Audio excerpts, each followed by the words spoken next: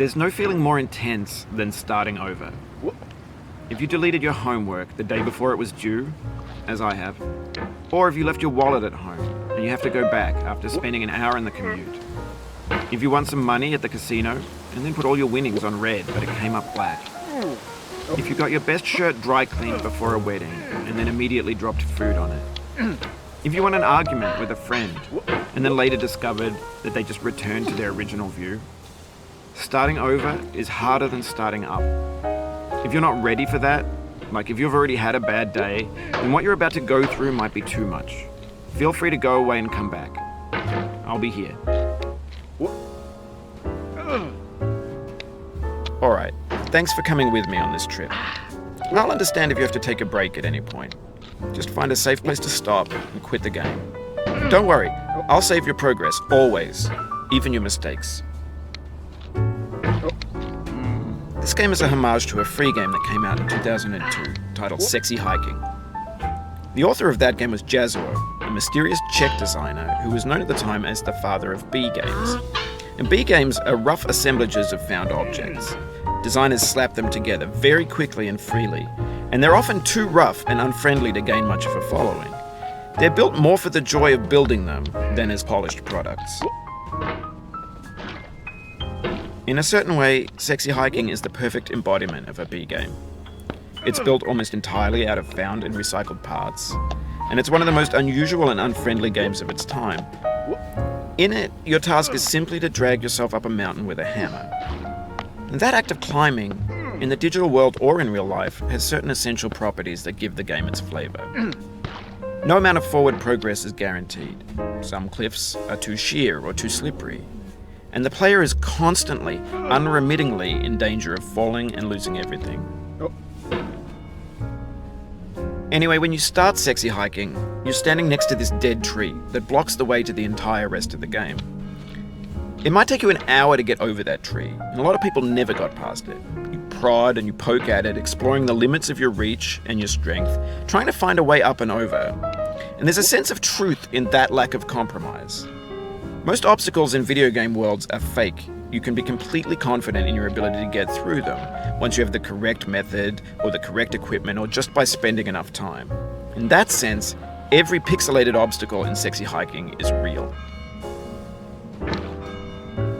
The obstacles in Sexy Hiking are unyielding, and that makes the game uniquely frustrating. But I'm not sure Jazzuo intended to make a frustrating game. The frustration is just essential to the act of climbing, and it's authentic to the process of building a game about climbing. A funny thing happened to me as I was building this mountain. I'd have an idea for a new obstacle, and I'd build it, test it, and it would usually turn out to be unreasonably hard. But I couldn't bring myself to make it easier. It already felt like my inability to get past the new obstacle was my fault as a player rather than as a builder. Imaginary mountains build themselves from our efforts to climb them, and it's our repeated attempts to reach the summit that turns those mountains into something real. When you're building a video game world, you're building with ideas, and that can be like working with quickset cement. You mold your ideas into a certain shape that can be played with, and in the process of playing with them, they begin to harden and set until they're immutable, like rock.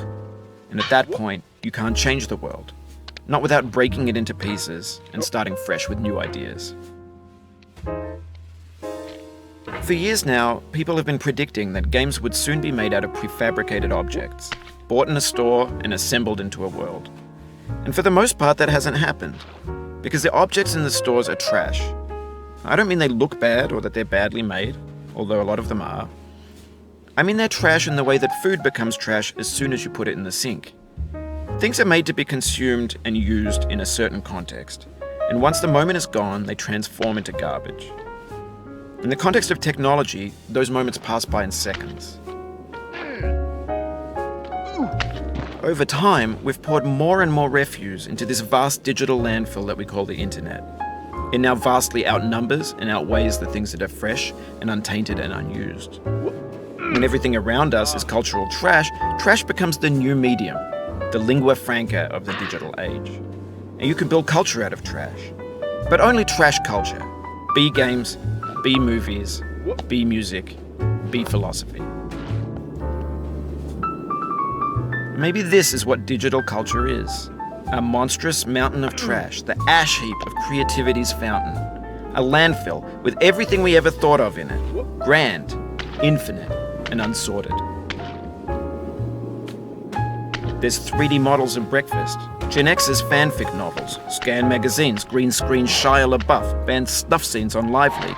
Facebook's got lifelike bots with unbranded adverts and candid shots of Kanye and Taylor Swift mashups, car crash epic failed GIFs, Russian dashcam vids, discussions of McRibs, discarded, forgotten, unrecycled, muddled, rotten, untitled. Everything's fresh for about 6 seconds, until some newer thing beckons, and we hit refresh. And there's years of persevering disappearing into the pile, out of style, out of sight. In this context, it's tempting to make friendly content that's gentle, that lets you churn through it but not earn it. Why make something demanding if it just gets piled up in the landfill, filed in with the bland things?